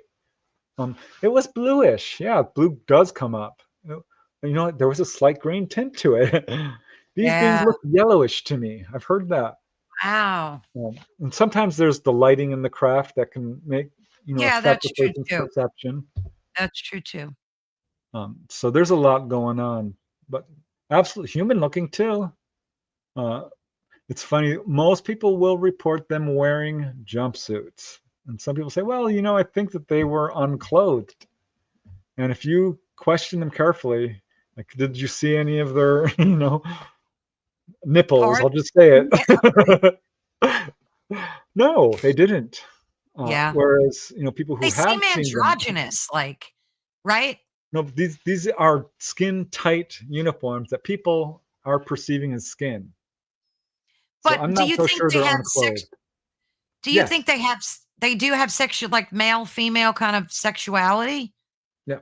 Not the little AI grays. No. Yeah. No, they But don't. there are people who have reported intimate relations with grays. Men Wow. with female grays and women with male grays. Because I was going to ask you about the whole hybrid thing. So, are they extracting like the biology from men on Earth, to put it nicely, and then implanting it in their entities? Like, how do you think the whole hybrid thing is working? Because you hear about them abducting fetuses, and I don't know. There's so many different stories about with the hybrids. What do you think the whole deal is with them? Yeah, well, hybrids are real. There's enough reports that we can conclusively say that there are beings that we would call half gray and half human. It's misleading because, again, we're really all human here, and it's very much like, a black person mating with a white person and having someone that looks a Exactly. little black and white, and just beautiful. I think it's absolutely beautiful when this happens, and that's what's going on here. Grays have had some. This is according to many of the counts I've certainly interviewed people about, have had some problems with their reproduction and are reinvigorating their genes. Yeah, they'll take genetic material from men and women and create hybrids, and this might be done, in a natural way, or in in what we would call in vitro, I guess. Yeah. Uh, But but do you think they're taking fetuses from, I've seen so many of those stories. Oh, oh, look who came to say hello. she slobbered all over me. That dog. Ah. um, That dog's yeah. bigger than you, I think. Yeah, we're neck and neck in terms of how much we weigh. Yeah. um, yeah, I've interviewed people who were pregnant and then they weren't. Pat Right. Brown is one of them, and she's like, I do feel a sense of violation from this, but I have to tell you, I don't think these guys are evil. I'm glad I had my experiences. That part was very difficult for me. Yeah. I think I have a child out there. I talked to another couple in Canada who said, yes, she lost her baby at 7.5 months, Carol Ann. Oh, It was verified. She sent me every, medical reports. Uh, and wow. she's, What do the she's, doctors say when that happens? oh, this was a Canadian couple. And I don't know if you know about healthcare in Canada at that Oh, time, but yeah. not It easy. sucks. Yeah.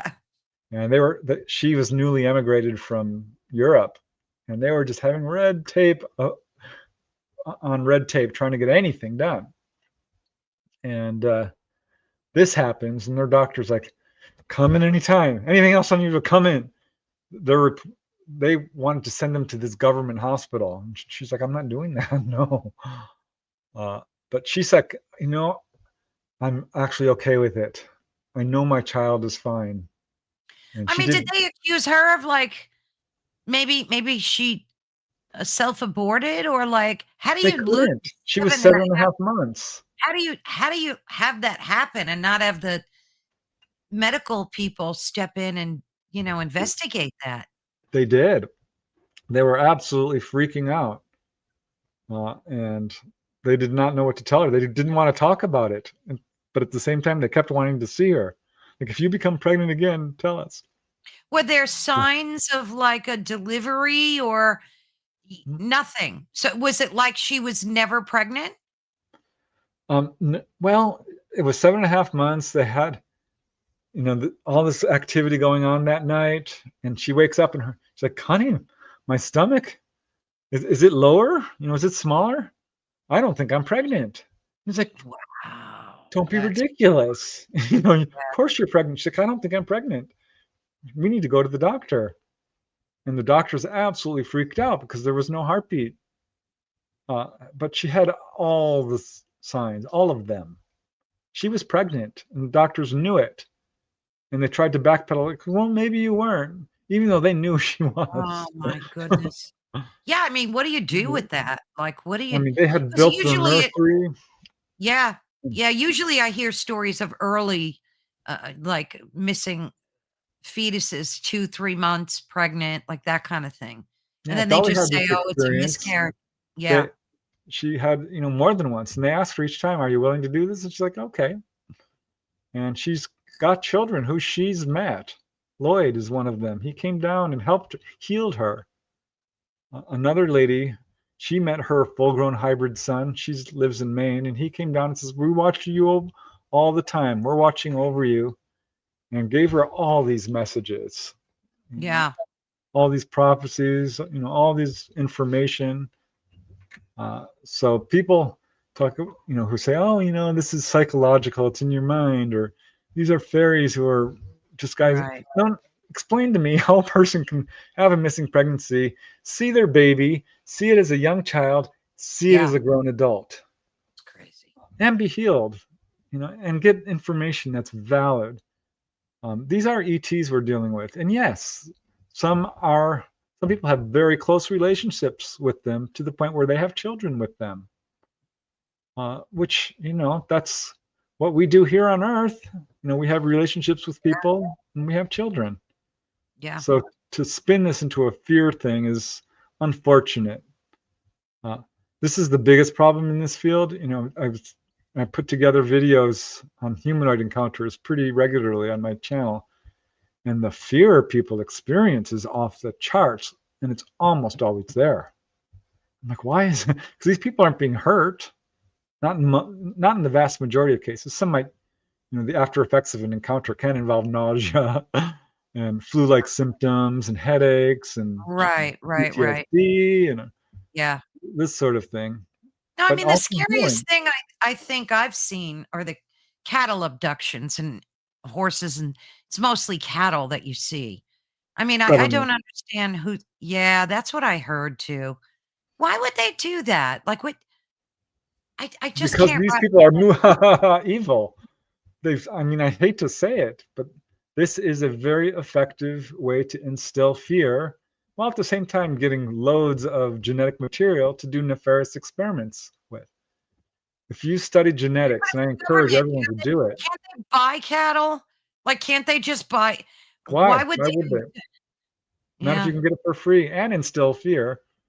Yeah, that part makes the most sense. And if you look at the cattle DNA, very, very long strands of it are identical to human. And in fact, I heard that. on Earth, DNA, generally speaking, is very, very similar. There are minor differences that dial out differently, but Yeah, yeah. um, we don't understand DNA. It's going to take us a very long time to Oh, yeah. understand it. But there's levels and levels to this. That I think this is one reason the ET accounts should be taken seriously and really studied, because we could learn a lot about this. Yeah. And DNA is one of the frontiers of science that, one of the unknown frontiers. Yeah. Consciousness, deep space, the ET subject. These are some of the subjects. The human body. We still got a lot to learn about it. Um, Yeah. Human origins. Uh, so the ET contact, whole complex is has loads to teach us, not only about ourselves and where we come from and who we are, but about what's out there beyond Earth and Yeah. science. These Yeah. guys know science like nobody's business. We think we understand gravity. We don't. No, we don't. They If it's do. truly gravity, if there's truly I mean, I heard people are discounting the actual proof of that as well. Even the whole E equals MC squared thing, there are scientists saying that that's not even accurate. I don't know. And then with AI, you never know what's real and what isn't. When you're that's why, like, anything that interests me, I just always research it pretty deeply, because you don't know what's true and what's not these days. It's so hard to and the problem is a lot of people just believe everything right out of the gate rather than go and investigate it themselves and check it out. Do people send you videos of Like, have you ever gotten a video of an actual gray or an ET that just blew you away? Is anybody able to just, like, capture? I mean, I've seen a few, but again, you don't know if they're real or No. not. I mean, yeah, I get some, and often they're very much, I think, subject to pareidolia, Ah, where you're like, "Well, you could be real, could not might not be." It's not something. right. If it's gonna convince a skeptic, then we got something. Yeah. Um, Remember Stan Romanek? He's a Sure. guy from Colorado who ended up getting, I think, honestly framed by the secret government, and pulled out of the whole UFO scene. But he got some really good photographic evidence that was really quite impressive. And there's this one, he lost his camera, got a camera back, developed the film, and there's this photo on it of a gray. You can see its face. It's full on. I'm like, whoa, this is a really good photograph, if Yeah. real. Well, I showed Yeah. it to Dolly. She doesn't know the provenance of it. She doesn't know not know where this photograph comes from, right? I showed it to her. She's like, "Oh my, yeah, that's absolutely looks real to me." Wow. And if you can find this, you know, I'll send it to you if you want. Oh, yeah, I'd love to see it. But I think that's probably a real Yeah. photograph. Stan Romanek's case is controversial. I talked to him and his wife multiple times. I've read both their books. I think his case is legit. He was caught apparently throwing a pen and saying, that was a poltergeist. Oh, Yeah, too bad he did that because so that kind of blew up his disappointing. case. And then he got accused of crimes Yeah. that he Yeah, says I'm he like, did not what the commit, heck? which I don't even really want to get into because if you're not there, you don't know. Right. It's like people saying OJ's guilty or OJ's not. Well, were you on the jury? Did you see all the evidence? You're not Exactly. really, you know, allowed to make a informed decision unless you are informed. Yeah. So I Yeah, feel because sorry that's the for thing him. that frustrates me is like, everybody's got a camera, everybody on the planet. And we see great videos of like triangle UFOs and circular ones and all different, Oh, and again, you don't know if they're real or AI generated. What was this? yeah, Romanek says he was forced to throw the pen to to this, discredit himself. I haven't heard that, but that might make sense 'cause he was basically threatened. I Wow. think he ended up. This is what happens to people who get really good evidence, and his case was designed to give evidence. He had healings. He had implant removals. He had the whole deal. Wow. And landing traces that were absolutely legit. He's got so many supporting witnesses, corroborating witnesses. I hadn't heard that. Thanks for saying that, the sort Yeah, it Vector. kinda makes, 'Cause, yeah, there's a lot of comments out there. Maybe you wanna go through some of them now, Preston, before we oh, me? I've been watching. I mean, we'll both do it. We'll both do it. I'm gonna scroll back up to the top because I'd love to get, maybe CERN has something to do about it. um, Okay. I'm always interested in CERN because I think they're doing a bunch of nefarious stuff over there. So I'm not exactly sure what this is in regards to, but it says maybe CERN has something to do with it. I don't know, or ICK. What does that stand for? um, ICK. I think it's supposed to be a D. IDK. I I don't don't know. know. Wouldn't it be? I don't know. Yeah. Yeah. Just listen to the episode on the French UFO wave, 1854, when CERN was started in Yeah, France, by the way. Great episode, Preston. Yes. yeah. Preston's episodes are That always was great. 1954. The French wave of 1954 was off the charts, unprecedented, never happened before or since. It's crazy what happened in there, which coincided exactly with when we supposedly discovered the secret to anti-gravity and CERN had just been formed. This was Mhm. clearly a message from the ETs. They do this. Dolly's like, you need to start looking what's going on in government during these UFO incidents. Yeah. And she was right. Oh my God, because there was this wave in the second week of November 1957. Off the charts. Cars were being stopped on the roads. It was worldwide. It was crazy. No, nothing ever like it before, except maybe the French wave. Sputnik just been launched. Yeah. There was another case I was looking into where 150 craft showed up over Barber's Point, Oahu on a Wow. certain date. So I followed Dolly's advice. I'm like, I need to look this up. Turned out Yeah. there was this that just exploded the first underground or some experimental nuclear bomb. So this was another like, what are you doing? Look up the dates of some of these major incidents, and you'll see that there's a And correlate them message to, behind me. yeah. Yeah. That Yep. makes total sense. And if Dolly said it, it's probably true, right? Um, Let's see. yeah, definitely got to listen to what she has to say. She's proven her Yeah. case Oh, to me. yeah. Absolutely. Trying to see if there are Boy, any there others. is a lot of comments here, Yeah. so it's hard for me to. Thanks, What is guys, this here? for Oh, yeah. We love your comments. Thank you so much, people. Listening to all your accounts has made me realize that we probably have been visited by thousands of different beings, probably from other universes, galaxies, and star systems. So maybe that accounts for the diverseness of them, right, Preston? Because they're coming from all over the place. So why not be different? We're all yeah, different here. So yeah, and we're probably from all over the place too. exactly. You know what I mean?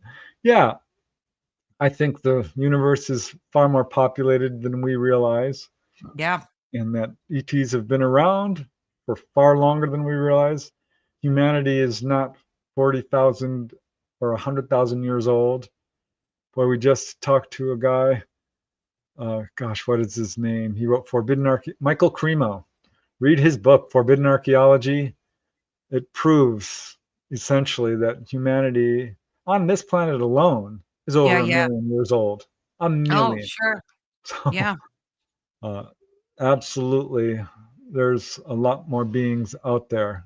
And if you just take a little section of, from the Hubble or of James Webb telescope and a tiny section of the sky, you can see 100,000 galaxies. It's Oh, crazy yeah. when you think of how big the universe actually is. It's I mean, and now they're saying that they're finding this biological life on Mars, proof of it. That there was a lake there, I guess, and they're finding that who knows, maybe Mars was Earth at one point too. well, Earth-like, yeah. Earth-like, yeah, One guy in the book, he is a contactee from Texas. He's the one who saw the little blue beings, saw the picture, and contacted me. Uh, he was like 7 years old. And he's like, "Mom, we came from Mars. Did you know that?" wow. And that made me laugh because this is what Dolly was told. I've heard this from a number of other Oh, is that contactees. right? Dolly was told that. Yeah. At one point, we lived on Mars. It was in a different position. It was in the what we call the Goldilocks zone. Yeah, yeah. But there was a disaster that was solar system wide and knocked Mars out of its orbit and basically Well, killed that's Mars. believable. But Yeah, I mean, galaxies collide and things happen, so that's yeah, a very believable scenario, right? 100%. Yeah. I'm not seeing any questions here. Lots of really good comments. Yeah, a lot of good comments. Uh, Um, but, well, if someone has a question, maybe re-input it again. what is this here? I saw three fleets at different times and recorded a bit of the last one that I think came from the incident in England where they covered the army base. Yeah, Rendlesham probably. Yeah, Rendlesham. Yeah, well, what's flying around now is dollars to donuts, our own, because we do have this technology, and it can absolutely convince people that it's exotic, Do you think meaning we ET. reverse engineered it, Preston, from like Yeah, downed craft? Yeah. yeah. Not to the extent where we can travel interstellar distances. I think that's going to be quite a step for us at this point, despite some of the information or disinformation out there. But yeah, anti-gravity, sure. We've had it for probably 70, 80 years. Wow. Uh, and Some of these craft are triangular, some are real classic saucer, Yeah. uh, and would be very convincing. Now, if you see a craft that has rivets on it, you can bet, if it's matte black, probably our own. Yeah, it's government. The real ET craft are made of a material that we can't create. It's really beautiful, very shiny, reflective, no seams. They have a certain way they move in the air, which is kind of like riding on a wave. Yeah, yeah. That's essentially what they're doing is harnessing the Earth's gravitational magnetic field lines, which do Mhm. fluctuate. So that's what you're looking at. Well, Uh, doesn't Dolly say the craft are living? That they're actual right. yeah, which is funny because I'll be interviewing people and they're like, well, I touched the wall and it wasn't really metal because it looks Mm. like metal to some people, but it said it had give, almost like dolphin skin. I'm like, genuine contactee here. I hate to give away these little nuggets of information because sometimes I'm able to use them. Sure, But exactly. it's in the public arena. So yeah, there Yeah. people do report that. Uh, yeah, like the floor was soft, or this table actually melded to my body. Yeah. And it's amazing how advanced these craft are, because yeah, they're living beings. And I kept hearing this for the longest time. I'm like, this is really confusing to me. I wish I had somebody I could interview who would, you know, clear this up for me. And that's, Dolly came along and absolutely connected the dots for me in a number of ways. See, the universe heard your call. Yeah. Well, here's a question: do pets get abducted? Ah, Of yeah. course. Yeah, absolutely. I've got in my book, The Healing Power of UFOs. I got, I think, 10 cases of animals being healed. One lady I interviewed, oh gosh, what was her name? At any rate, her dog Katrina had developed valley fever, Mm. and this was at a time where she really needed her pet. She was going through a hard time, and she woke up on board and saw her dog laying up with its, limbs out and someone working on him, and she, rushed towards this Italian-looking guy who was working on him in a jumpsuit and was gonna hit him, and he one jumped in front of her and said, "Stop just 1 second. Wow. Breathe. Take a look. We are helping your dog." Because we love our animals. They're our family. Oh, God, yeah. And this being reached into her dog's lungs and was working on him. And yeah, he Wow. had valley fever and was not doing well and did much better after that. I know a case of a dog was cured of arthritis. Uh, Another horse who had hoof disease, and this is in Australia. The guy went running into the barn because it was all lit up with light, and there was an ET there with this really weird instrument curing his horse, of all Wow. things. One lady I interviewed, she's like, "I'm sorry I didn't tell you this, but yeah, my cat got chewed up by a coyote, and I was going to have to put her down. And but morning came, and she was completely better. Her ET Wow. friends came and healed her." That's One guy beautiful. I interviewed, it's funny because Dolly just described an incident like this a couple of days ago. No, I didn't interview this guy. I found his account. He was hunting with his dog Hunterbone in Louisiana in the bayou, and the dog went running off and was barking at a UFO. And so he went running to pull his dog away. Boom, he's on board. Oh, And, wow. and the ETs are physically examining him. They said, "Oh, wars are stupid. You guys are doing, the same messages we always hear. Nuclear power, don't do it, blah, blah, blah." And he's like, Yep. "Where's my dog?" And they said, "Oh, he's right there." The poor dog was floating through the UFO like a stuffed Oh, animal. jeez. He's like, "What did you do to my dog?" I'm like, "He's okay. He was trying to bite us, but Oh, he's that's fine." funny. But Dolly just 2 days ago described an exact similar incident where the dog had to be, basically rendered immobile because it was going a little crazy. Well, they're gonna wanna protect their master, so you can't blame them. What's happening with Symmetry 2? Like, where are you at? Last time I had you on the show, Speaking of dogs, my little guy just came up to say hello. Say hello, Oliver. Um, Yeah. what are you doing with like what's the ETA on that?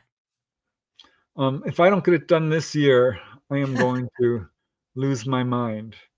Um, yeah, I'm so busy right now, and every time I try to get something done, it's Yeah. just impossible. I'm at page 80, I think, or 90, and I've got most of the There. interviews done, so we're gonna push through it. Uh, but my YouTube channel is sucking up my time like Is it? it's just enormously hard to put together these videos. Uh, Yeah, it's a lot of but work. so I'm going to get it done, I promise. And Good. We're excited. Can't wait. and once I have a release date, then I'll tell the title because people are asking me. But I've done that before, and someone stole my title, so no, I'm not doing that Yes. this time.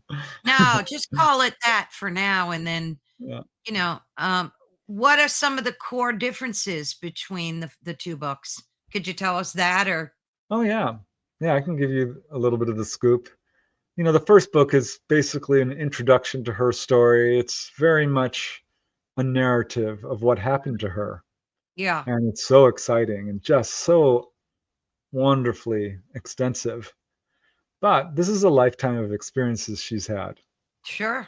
And we didn't really get to dive deep into what the ETs have taught her about psychic abilities, different dimensions, gravity, science, Yeah. uh, and also a bunch of other really amazing encounters. Like visiting a schoolyard, she did that, or doing maneuvers around pilots. Basically giving a display of the UFO capabilities, the ET Wow. craft capabilities. Um, Dolly is an identical twin, I and remember her talking about that. yeah, and she met her sister. That's going to be in the book. It's so That'll be poignant, oh, that's gonna be great. very personal. So, God bless Dolly for having the courage to open up her life Yeah. like that, not only to me but to the readers, because that's not easy to do. Was There's a that weird twin taken? Was it yes, yeah. yes, and I've got a number of cases like this, and if you look into it, there's a really interesting twin connection with contactees. So I'm finding that out more and more. In fact, in my latest one of my recent books, Not From Here, Volume 5, I did a chapter on that, the twin connection, Mm. because there is something to that. A Yeah, lot of yeah. Oh, contactees are yeah. twins. Crazy. Are you doing any conventions or speaking or doing any of that stuff? You have that planned? Yeah, yeah. If anyone's interested in meeting me face to face or hearing me and Dolly speak separately, we're both going to do the Shag Harbor conference in first week of October. Just look that up, Shag Harbor, and I'll be presenting some more extensive cases, probably from Canada because that's where it is. I've got some great Canadian cases. Nice. Dolly's going to be giving some material she has not yet released. So that's going to be really exciting. But it's a cute little convention, and it's going to be lots of fun because it's very family oriented in a way. Sure. Yeah. Not like crazy Contact in the Desert, where even if you go, you're going to miss over half the presentations because they're conflicting each other. Absolutely. You Yeah. know what I mean? This is going to be a much smaller, homier convention with a smaller group of really excellent speakers: Mark D'Antonio, Darcy Weir, Terry Tabando, me, Dolly, Chris Stiles. There's going to be a contactee panel. There's going to be a little Nice. tour of Shag Harbor. It's going to be fun. I'm excited. Awesome. I think I have both of you scheduled for 11:20 for you and Dolly. And Oh, really? yeah, we have that to look forward to. But thank you so much, Preston. It's always such a joy speaking with you. And of course, we'll have the link to your books and book in the description of all the videos on social media that you can, of course, get it on his website as well. It's a fascinating read. Anything you want to say in closing? I'll answer this question. Could some people Yep. be hybrids and not know it? Yes. Ah, that's a good one. Yes, some people will have direct contact and never know it. In fact, I think we're kind of all hybrids. But yeah, in closing, thank you, Carol Ann. I love doing your show. It's always just so natural and fun.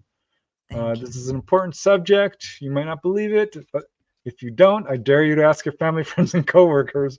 I That's bet you'll right. find some cases. But yeah, just thank you. And you can find my books on Amazon or at my website. Check out Dolly and I on our weekly podcast, The Light Gate, Mondays, Yes. not 8 to 10 p.m. What else? Yeah, just be kind to each other. Move Oh God, past that's the fear. best. Love is the answer. Don't It buy into really the is. fear and divisiveness because there's a lot of that going on. Don't believe it. It's not true. We love each other. We can and Do. we will and we should. I love that, Preston, because there's so much divisiveness, and we're all the same under the heavens. We all are, and I can't stand this political government propaganda nonsense that's being thrusted upon us. So I don't know. I keep praying that ET will actually show itself. But I know They Dolly said that. have, Caroline, they Well, have. I mean, massively to everyone. Like, just do Well, a I'm ready, but major appearance, they like a have. I keep global saying appearance. global. Okay. Well, you never know. If Yeah, it comes to an existential event, and it probably will, it's probably. going to, there will be, a worldwide rescue. Most Yeah, I contactees mean, have got, well, not most, but a lot of contactees have gotten that message. yeah. Yeah, it would be nice if it was global, though. I think it would I'm ready. transform Yeah, everything. Yeah, yeah. I would love that.